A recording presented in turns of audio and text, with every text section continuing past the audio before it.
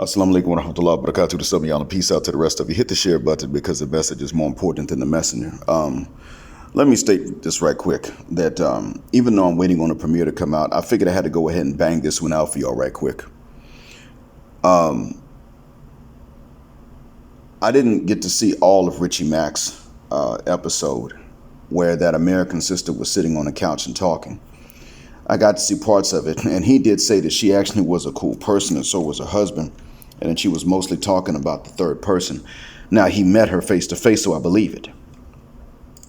Here's the problem. Many of us don't need to get caught up in that per se. She may be a nice person, and you could be nice to her, but you have to also keep this in mind. Now, one, apparently they're in Thailand. I think she lives there, or they stay there a long time out of the year. So what the issue here is that she's probably a well-behaved lady. And I don't mean well-behaved like a child, but like an adult. So I'm not even saying that to diminutize her. But you have to diminutize her for one reason. Even if she's speaking in the third person, she does not have the moral right to speak in defense of the collective of the Western BW. That's not okay. It's not morally right to do that. So you can speak in defense of the ones that didn't do anything. If someone were to jump on Asada Muhammad as an example, I would say, wait, hold up. That you think about somebody else. And we don't meet face to face. We don't know each other face to face. But that would be what I would think. That would be the first thing that jumps in my mind. Even if somebody blamed Rebecca Lynn Pope for something that she did not do or did not say, I would say, wait, hold up, really? Somebody once said that Diane Van Zandt told light-skinned chicks to apologize for getting attention from the boys back in high school. And I said I didn't remember that. Someone else came along and said, man, that dude lying. She ain't say that. What you remember is correct, Black Mind. What he remembers ain't true. Okay, I'm not going to jump in and dogpile on Diane Van Zandt about what she did not do. I don't remember her telling lighter-skinned women to apologize for getting more attention from men in high school. I remember her telling one to apologize because of something she said to offend more abundantly melanated sisters. And that's not something for which to blame if the lady actually said that for which she was apologizing. So even I'm not going to jump on the guilty for what they did not do. I mean, hell, if they're guilty, you get on them about what they actually did, and that's enough. That's fair. That's just. This is not letting even hatred of a people cause you to do them injustice. Now, if you control hatred of someone, then you'll control the mere anger and disappointment that we feel at not just the collective of sisters, but even the ones closer to us, like grandmama or auntie or big sister, and maybe even mama. Not so much that they always mistreated us, sometimes they did, but more so at the lying that they perpetuated, that they carried on again and again, just so that we wouldn't know what the deal was. More so with that, we're more so upset about that, and we don't hate them. That principle applies in reverse as well. That lady does not have the right to sit up and defend the collective. She could defend individuals, but she does not have the moral right to defend the collective. She knows what the hell the deal is. It is perfectly okay for us to crap on them when we're leaving because we got to tell the world that we were lied about.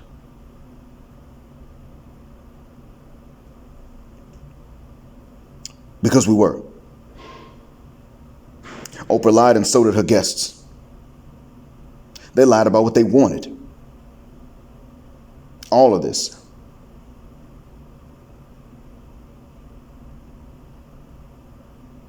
And you've got this, I remember one of those 90s talk shows, you had this guy that was a bit of a jerk who said that, you know what, he had success with the broads. And these were all white folk talking. He had success with the broads when he became insensitive to what they had to deal with. And you had this other dude up there wearing a dress. And I'm sorry to say, some ladies will say, so you're going to sit up here and judge whether somebody's right or wrong by women, by how many women like them? Kind of, yes, I will. Yeah. I mean, I would judge about how right or wrong he is about what the ladies like and respect based on how many women like him. Yes, I will. I mean, I'm sorry, but if one guy has merely changed his attitude for the worst and gotten better results, that says it right there in his life and what he saw, what he can understand, what he could observe. And so if you have several guys doing this, then that's what the hell it is. And I myself witnessed that. And the thing is, I was never pushed over growing up. And even I saw where if you are just being fair, there are times when they think, okay, I'm going to walk over this dude. I was the wrong complexion to try to be a fair person. Imagine that, wrong complexion. Brothers more abundantly melanated than I was at that age could be fair. And it was okay. I was the one they were looking to be extra rough. And even then, they wouldn't have tolerated it. So I pretty much know whenever they try to shame me with, well, who hurt you and you just mad because you couldn't? Well, see, you got to understand, I already know what the drill is. From the very beginning, from 1989 onwards, y'all made a decision to shut out a particular phenotype or to make us pay even extra. And I said, hell, nuck and foe. So I've seen the games. I've witnessed them. My son has seen and witnessed them play these games on other guys. He sidestepped that. But he saw it happen. His friends had to go through this stuff. Some high school friends of his, when they got older, one of them got into a relationship and she treated him badly. It was his first. And my son sat up and saw this dude, told me about what he was going through. I think his name was Chris. And son, if I got the name wrong, feel free to chime in and tell me. But yeah, that's what we were dealing with. That's all we were dealing with. It's not just about access either. It's about everything. It's about the reputation of what we are as dads and as husbands. And, we don't want to get married. We just want to play the field and that's all we want to do. And there were those of us that believe that stuff. So the real issue here is that she does not have the right to sit up and I'm sorry. She doesn't have the right to sit up and defend the collective and the majority. That's morally wrong. The collective and the majority are morally wrong, so it's wrong to defend them. She knows they are guilty with a capital G and 4 eyes in the middle, an exclamation mark after the Y. She knows this. They have been lying at the very least.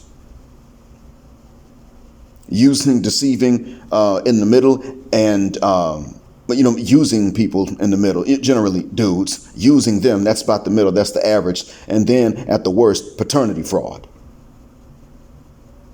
Dual mating strategy. The only thing worse than that is when they try to justify it and say, well, that's how they are biologically. They can't help it. They want to turn around and blame you for polygyny when you're willing to be open and honest about it. No, and most of the time you ain't trying to marry no 3 or 4, it's 2. Hey, look, there's another wife. If it was fine, you'd be like, there's another wife. I'm going to treat y'all both fairly. Y'all ain't got to be up in each other's spaces, but that's what I'm doing. That's what we would do if we could still live in peace, even with the disagreement. What do they do?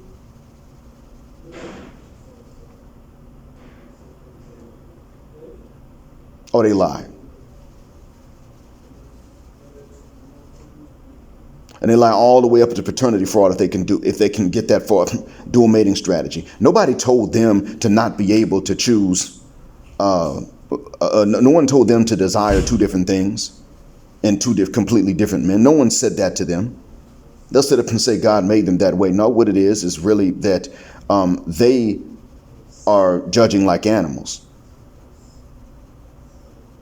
That's really what that boils down to. So if you treat them with respect, they think you're inferior.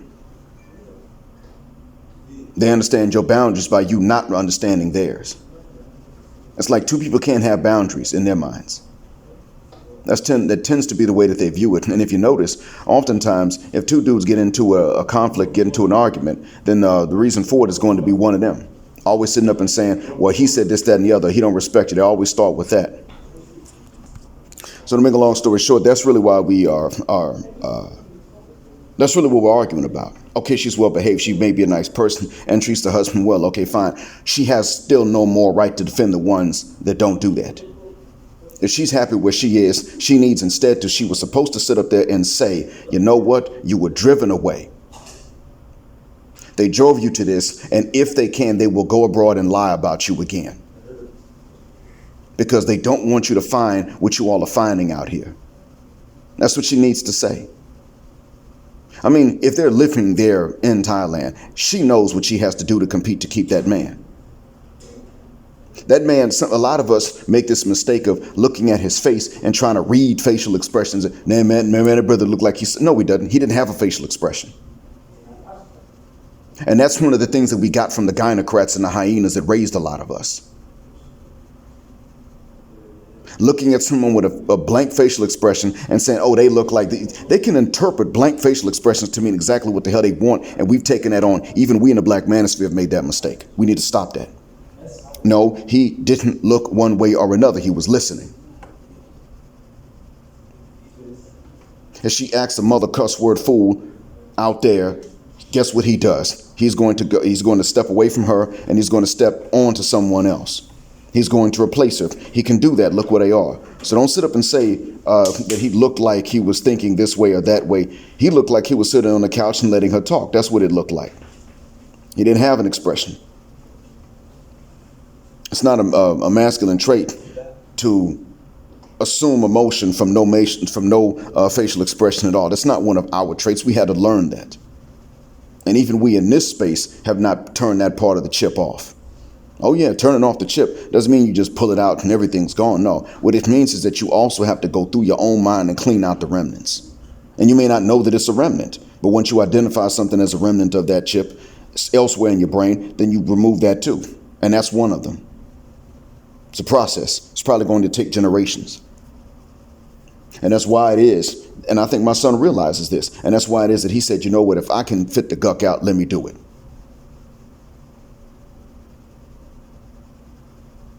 But the real debate is really just, it's not about all this other side stuff. No, what the real issue is whether she participates in this or not. She is the example of what I told you about saying the right thing for the wrong reason. She said the wrong thing for the wrong reason. The issue is she sat up and defended them. That's about whom Dennis Sperling has been talking when he says, you know, you good broads, but y'all want to defend the bet. That's her right there.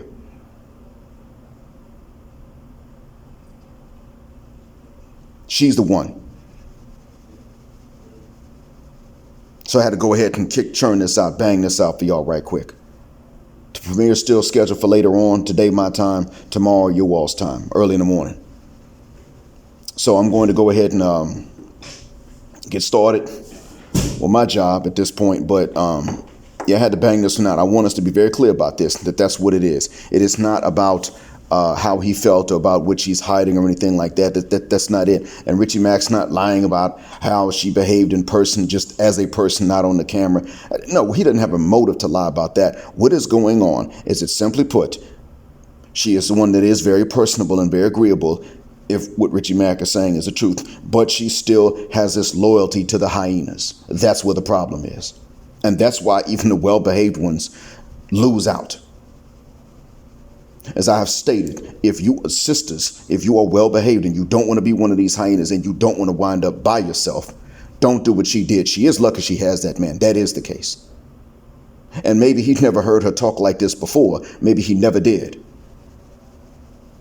He may never have heard it, but mark my words, they're having discussions about this. And if he finds out she's got the wrong attitude, he's out, because I would do the same thing.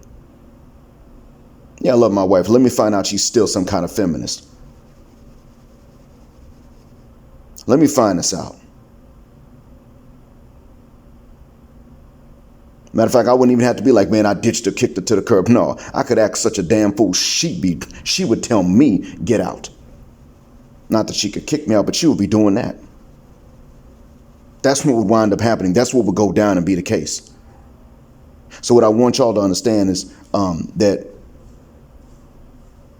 and this is what we got to tell these sisters, if they want better results, then they need to not just go to Thailand and then sit in Bangkok and enjoy the big city. No, they need to go to the villages, and they need to learn all of these things that they think are beneath them. That's what they need to do.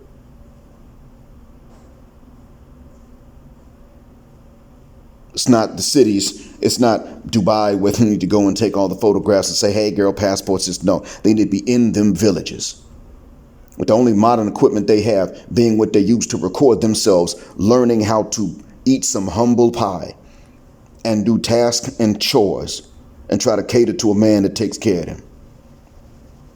Nothing else will suffice for them. So if you're one of those ladies and you don't want to be, it's not, you don't want the kind of results that you see the hyenas getting where they're being abandoned. Understand, we can't look at you and tell you apart. As a matter of fact, one of the main indicators that we have that you're going to be a hyena is that you were young and cute. Because see, when Kevin Samuel said fit, feminine, friendly, the problem is that we already know that you all are sitting up and saying pick two, maybe one out of the three, but damn sure know where you're going to come with all three. We know we know that that's how you're socialized. We get that. So when he said this, I already knew right then and there. They're sitting up saying one F or two Fs, damn sure not three, because if we're fit and feminine, why should we be friendly? Matter of fact, if we're fit, why be feminine and friendly? You already, we know that you socialize this way. So we really cannot look at you and tell who's who, for the most part, especially if you were nice to look at. Then we really can't tell, because the only thing I know is that you've been socialized to behave badly if you look good. Well, I don't know anything else. Most of us don't know well, I should say we don't know any other overarching rule. I should say that. That's what I should say. Everything else seems to come out of that. So you would have to go to one of those villages, and you would have to take on that persona. You have to take on exactly the persona that you're trying to not go as far as to take, because you know the hyenas would really come in and bite you. Keep this in mind, though. Crimson Cure was right about one thing. Hyenas can give lionesses trouble. But it's trouble. It doesn't mean they can beat the lionesses. It takes a lot of them to do it. And I know you're outnumbered. I know you are. That's why I say you need to go to these villages where you will not be out. You will be with the lionesses. And then you can use that modern equipment that you're using to record. And you can say to the hyenas back home, also, you want to call me? Why don't you come out here? Why don't you come for me out here then? Come on. I'm welcome here. See if you will be. Come on. If you think you're the lioness, come on out here with us lionesses and take us on. Or join us. Gentlemen, don't forget this for 1 second. What she did, even if she's a polite person, it does not give her the moral right to defend the rude. I hope that what I've said helps. Thank you for listening. As always, Black Heart, Black Mind, Blackout, Assalamu alaikum, Black heterosexual, non-select male power, because they don't like it, a Black patriarchy till extinction of Judgment Day. Thank you for flying again with us on Jet Black Airways, where Jet Black is also a verb. Keep jetting black with us till the wings and the wheels fall off. Gender justice forever.